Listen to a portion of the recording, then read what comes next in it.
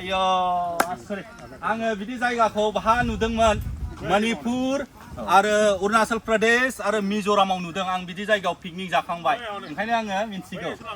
दा जोंनि बर'फोरनि जायगायाव फर्स्ट टाइम आरो जोंनि बड'लेण्ड ओनसोलाव बेफोरबायदि स्पटआ आरो नै ओरैबायदि दैनिबो प्रब्लेम गैखाया नै अभार टेंकि नै आखाइ सुनाय मानाय बा ओरैबायदि शान्ति पिसफुल औ दै दङ औ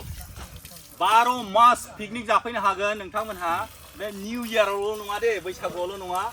12 मास गोलोम बोथोरावथ' बेस्ट जायगा जागोन औवा साया सिङाव फैदो नै एसे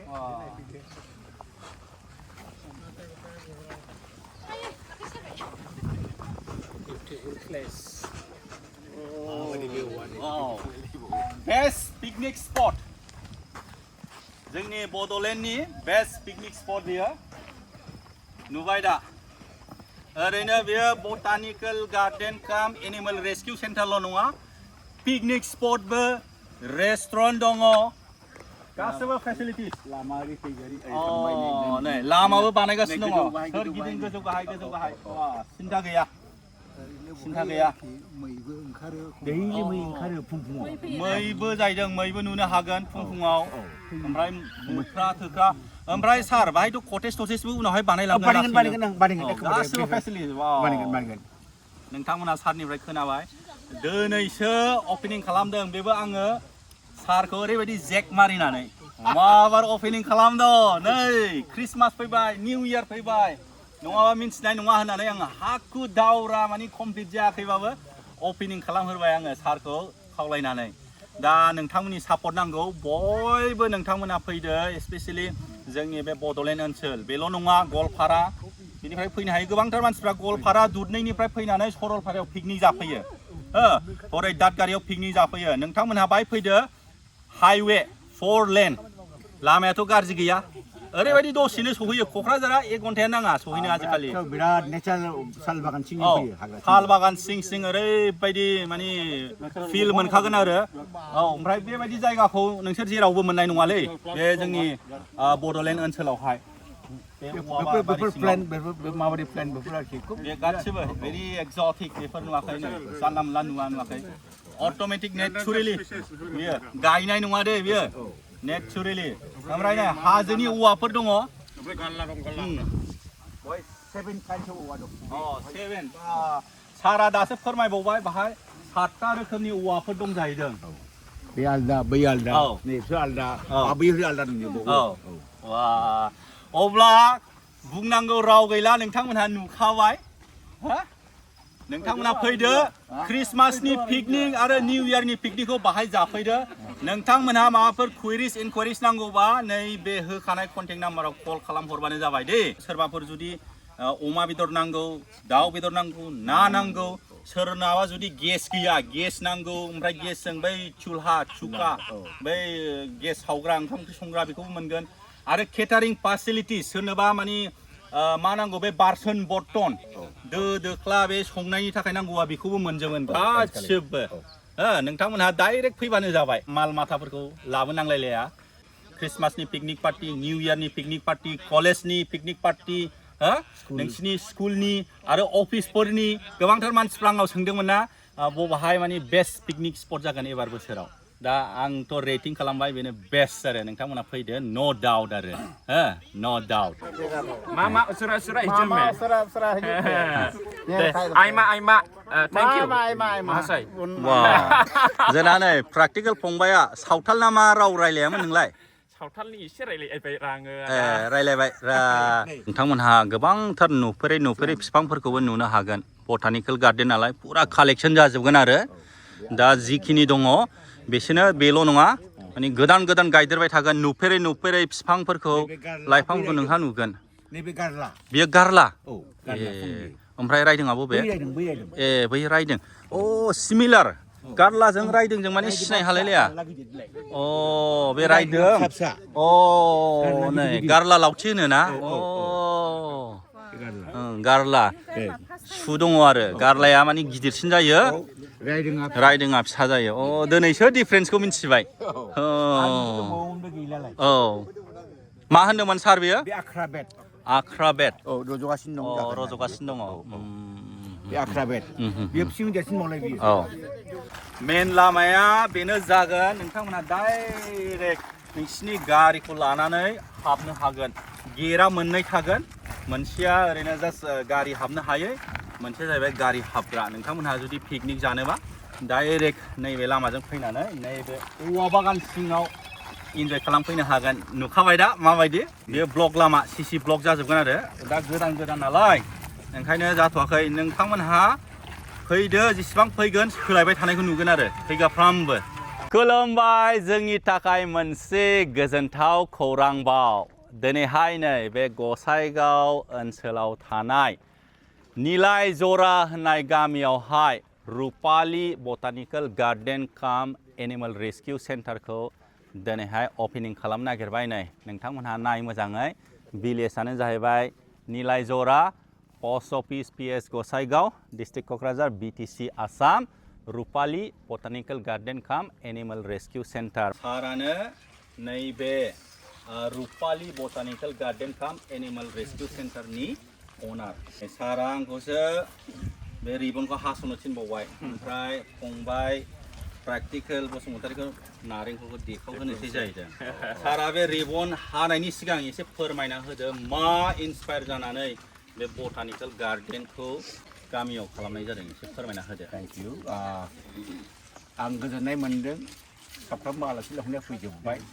बिथांमोनखौ आं दिनैहाय आजावनो मोननानै बिराद गोजोननाय मोनदों बावहाय बे एलेकानिबो मानसि बिभिन्न सम्प्रदायनि मानसि दं बर'फोर दं जोंहा आदिबासि भाइफोर दङ जोंहा बेवहाय बिनि अनगायैबो साफा सानै बेंगलि फैदों मुस्लिमबो फैदों आरोखि आं बिराद गोजोननाय मोनदों गिबियाव साफ्रोमखौबो आंनिफ्राय आजावना लानानै आङो नै बेवहाय जोंना इउटुबार बिथां आलफ्रेड बसुमतारी बिथाङा आंखौ एसे होनो थिनदों आंनि बे गार्डेन बा पार्कनि नामा जादों आरोखि मा Rupali botanical garden cum animal rescue centre botanical गार्डेनखौ आं बिदिनो खालामदों आंखौ फरेस्ट डिपार्टमेन्टनि DOP कन्जारभेटरसो होनना बुंदों नोङो बटानिकल गार्डेन खालाय बावहाय जेबो पार्कनि खोथा नङा बटानिकल गार्डेन खालायब्ला हिउज मानसि फैगोन आरो गोमानाय दंफांफोरखौ नोङो मोनफा मोननै दोननो हायोब्ला इयुन हान्जानि थाखाय बे बिराद मोजां जागोन बयबो मोजां मोनगोन मोजां नुगोन ओंखायनो नों बेखौ खालाय बेनि अनगायैबो मा बेवहाय मा एनिमेल रेस्किउ सेन्टार जुनारफ्राबो गोमालांबाय खेवथाय बादि मोदै बादि रोखोम जुनारा दिनैहाय बुहुमनिफ्राय गोमालांनायनि लामायाव दं बेफोरखौ जाहाथे मोनोब्ला रेस्किउ खालामनानै बेवहाय दोननो हायोब्ला अत्यन्त मोजां जागोन आरो बे नलेजखौ बेबादि खोथाखौ आंनो सासे DOP जयन्त ब्रह्म बिथाङा होनदों आरोखि जायनि फलाव आं दिनैहाय बे खामानिखौ खालायदों आरोखि मोजां खोथा आरो मा होननानै बुङोब्ला बिभिन्न पार्क पिकनिक स्पट दिनैहाय साहा बिसेस करि जोंहा बे रायमना एलेकायाव खालायबाय दिनै मालिसिम खालायनानै फैबाय नर्दार्न पार्टआवहाय खिन्थु साउदार्न पार्टआव मोनसेबो गैया बेनिखायनो आं सानदों आरोखि मा नर्थआ जुदि खालायोब्ला जों मानो फासयनानै थानो साउथआलाय बे मोनसे सिन्ताखौ आं सिङाव दोननानै आङो बे खोलाहाबो बिदि खालायदों दिनैहाय आरोखि बे हाखौ आरोखि दिनैहाय हा हिसाबै आंनि नङा खिन्थु बियो सरकारनि हा गभर्नमेन्टनि हा खिन्थु जोंहा अधिकार दं 2005 आरो 6आव भारत सरकारा मोनसे एक्ट खालायदों बेवहाय मा फरेस्ट डुवेलार एक्ट ट्राइबेलफ्रा जुदि बेवहाय 2005नि बिथोराव जुदि हाबनानै थायोब्ला बे हाखौ बिसोर मोनो आरो बे हिसाबै जों अनेक हा होबाय आरो बिनि आं मेम्बारबो सरकारनिमोन खिन्थु दिनैहाय सरकारा बदलायबाय देट डाजन्ट मिन खिन्थु आरोखि बे जिनिसखौ जों अनेक जायगायाव खालामना होबाय जों हाखौ आरोखि बहायबा जों मोनगोन खारन बेवहाय 1984आव आं बै न'खौ गायसनदोंमोन MP नि फान्डनिफ्राय बै फुराना न' आरोखि बियो दा आंनि उद्देश्यआ बेनो आंनि थैनाय बिजिनि नामै रुपाली बसुमतारी नामैखौ खालामनो गोसोआवहाय खालायदों आरोखि जाहाथे माबा मोनसे आरोखि उननि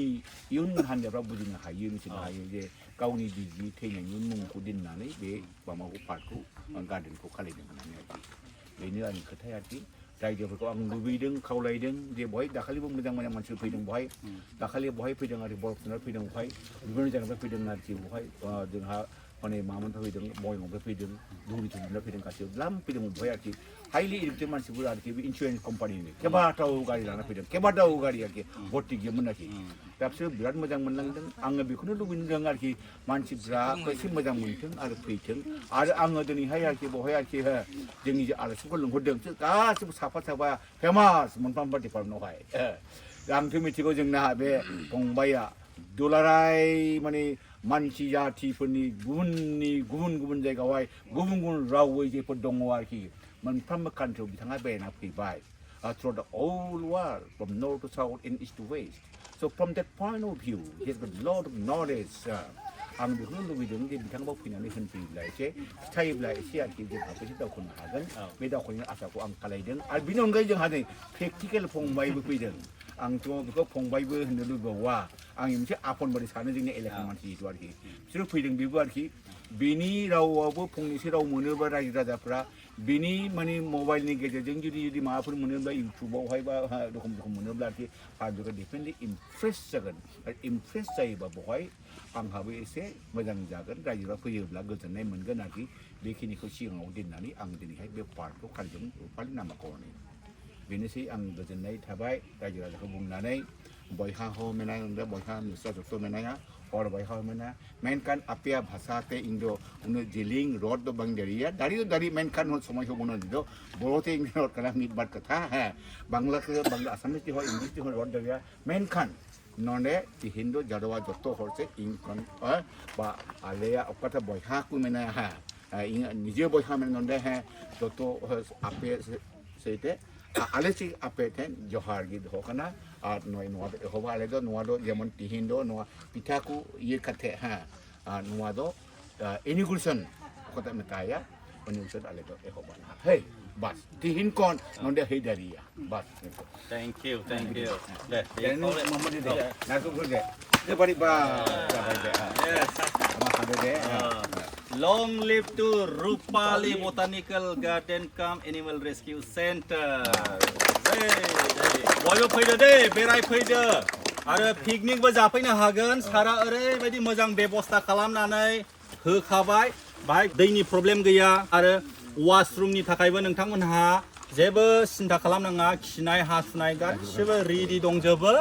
दिनैसो अपेनिं खालामबाय आरो फेसिलिटिसफ्रा बारायलांबाय थागोन नोंथांमोनहा फैदो नैबे गसाइगावनि खोला निलाइजरा होननाय गामियाव बे साइटिं ना रेल साइटिं बारनानै बांद्राय गोजान गैया खाथियावनो 3-4 किल'मिटारल' ओरैबायदि मोजां जायगा ओरैबायदि गुवार नेचारेल खामानि नेचारेल 80 बिगास दङ साल बिफांफोर नुनो हागोन हाजो बायदिखा गोजौ गाहाय ओमफ्राय दालां बानायगासिनो दङ जिरायनायनि फेसिलिटिस माने गोदानसो नालाय माने फेसिलिटिसखौ बारायलांगासिनो दङ आङो खावलायबाय बयखौबो नोंथांमोनहा पिकनिक जाफैदो गोदान जायगायाव बे गोजाम जायगायावनो मानो बोसोरफ्रामबो जाबाय थानांगौ एसे गोदान जायगायाव नोंथांमोनहा फैनानै बेरायफैनांगौ पिकनिकखौबो जानांगौ गोबांथार मानसिफ्रा बेरायफैजेनबायबो नै बरिया जायगा ओरैबायदि मोजां नै जेब्ला कमप्लिट जागोन होनबाथ' बुंनांला सार लाभार्स पइन्टबो जाबाय फेमिलिस पइन्ट गासिबो one and all picnic party आरो रेस्टुरेन्टबो बानायगासिनो दं इनकमप्लिट साननै सानथामसोनि उनावनो रेस्टुरेन्टआबो कमप्लिट जासिगोन नै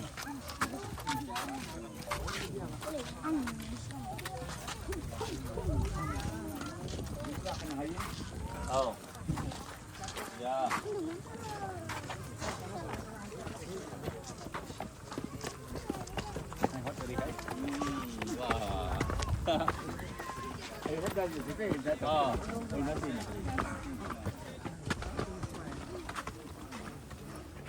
नुबाय दा नै वा ओरैबायदि गोजौ हाजो दङ हायेन दङ गासिबो बावखौनो हा खोखोआखै खिन्थु बिदिनो नेचारेल गोजौ गाहाय पिकनिक जानायनि थाखाय साया दङ आरो सिन्था खालामनाङा नै औवाबारि सिङाव पिकनिक जानो थाखाय ओरैबायदि मोजां ओरैबायदि गुवार केम्पास बा ओमफ्राय नै कटेजबो लुगासिनो दङ थानायनिबो प्रब्लेम गैला पुरा गासिबो रेडि जागासिनो दङ एसे टाइम नांबावगौ आरो नाथाय नोंथांमोनहा पिकनिकखौ जाफैग्रोनो हासिगोन क्रिसमासनि पिकनिक आरो निउ इयारनि पिकनिकखौ दानिफ्रायनो जाफैनो हासिगोन पुरा रेडि नैबे औवा बागान सिङावहाय बरिया जायगा सारा दासिमबो ओरैबायदि यां दे I have already completed 77 years. but he looks still like under 40 even his voice energy ओरैबायदि खारो ओरैबायदि एनार्जि दं सारना 70 years कमप्लिट जाबाय जाहैदों नाथाय 70 years बायदि नङा जुदि फनाव रायलायोबा सिख्लाफोरजों ओइ ओरैनो हाखायो दासिमबो फनाव रायलायोबा मोखांखौ नुवाबा ओइ साब्रै साबा ओरैनो आन्दायखागोन आरो Gail. yes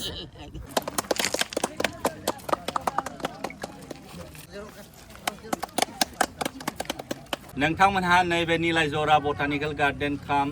एनिमेल रेस्किउ सेन्टाराव फैबा बोटिंबो खालामनो हागोन नै जोङो लाइफ जेकेट गानबाय मेडामजों आंजों नोंथांमोनहाबो गाव गावनि गार्लफ्रेन्डखौ लानानै बाहाय बोटिं खालामफैनो हागोन आरो नङाबा गाव गावनि फेमिलिजोंना गथ' गथाय बिसि फिसाय फैना आराम नाव जावफैनो हागोन आंहाथ' बिसिबो गैया लाबोआखै ओमफ्राय गार्लफ्रेन्डबो गैया नालाय आंहा मेडामखौनो नै आंहा आंनि पार्टनार खालामनानै दिनैहाय नाव जावनोसै नोंथांमोनाबो नाव जावफैनो हागोन थौद' मेडाम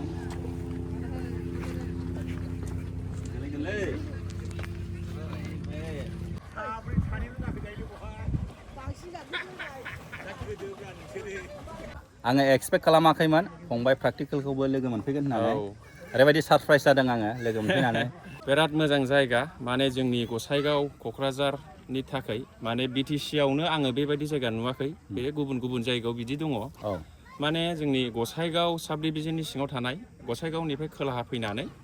4-5 किल'मिटारसो मोनसे निलाइजरा होननाय जायगायाव आरोखि Rupali botanical garden cum animal rescue centre बेयाव सासे सारा अपेनिं खालामदों बिराद मोजां साल बागानजों औवा बागानजों हाजो हायेन ओरैबायदि समायना आरोखि पिकनिकबो जानो हागोन बेयाव दुखु सुखु फोरमायनो रायलायनो बेफोरबायदि फैनानैबो रायलायनो हागोन दंफां साया जिरायनायनि फेसिलिटि एखेबारे मनोरन्जन ओरैबायदि मोजां जायगा खना खना लांदां जेरावबो जिरायग्रा बानायजोबदों सेंग्रा सिख्लानि थाखायबो आरो रायजो राजानि थाखाय ओमफ्राय फेमिलिनि थाखाय गासैनिबो थाखायबो आरोखि गुबुन गुबुन जायगाफ्रा बांसिन बिदि पार्क गार्डेनफ्रा आर्टिफिशियेल अके नाथाय बियो नेचारेल मिथिंगाजों बुंफबनाय बे मिथिंगाजों बुंफबनाय आरोखि बेयाव खुनु आर्टिफिशियेल गैया आर्टिफिशियेला माने बे नोंना बे मामा प्लास्टारिं माबा माबिखौथ' आर्टिफिशियेल होनजाला बे जेनेबा दालां बानायनाय मानाय जिरायग्रा बानायनायाथ' नांखागौ माने बेयाव नेचारेल समायनाय दं आरोखि आरो बेयाव 80 बिगा ओरैबायदि गोजोनथाव गुवार पार्कआ एथ' जोंनियाव बिदि गुवार गिदिर गैथ'आ आरोखि बे BTC आव आङो रायजो राजा बयखौबो आं खावलायो जायफ्रा बर'दिननि नामाव पिकनिक जानो नागिरदों निउ इयारनि नामाव पिकनिक जानो नागिरदों स्कुल कलेज अफिस जायखिया ग्रुपनि नोंथांमोनहा फैनानै जाफैनो हागोन आं 100% गेरेन्टि होयो नोंथांमोनहा बाहाय फैनानै पिकनिक जाफैबा रिग्रेट खालामा होननानै लस जानाय नङा लस जाया आरो नोंथांमोनहा गुबुनखौबो खावलायबावगोनसो बाहाय जाफै होननानै अब्ला आङो भिडिअखौ एसेयावनो फोजोबसै दे थेंक इउ बाय बाय धन्यबाद आनन्द सम्बाद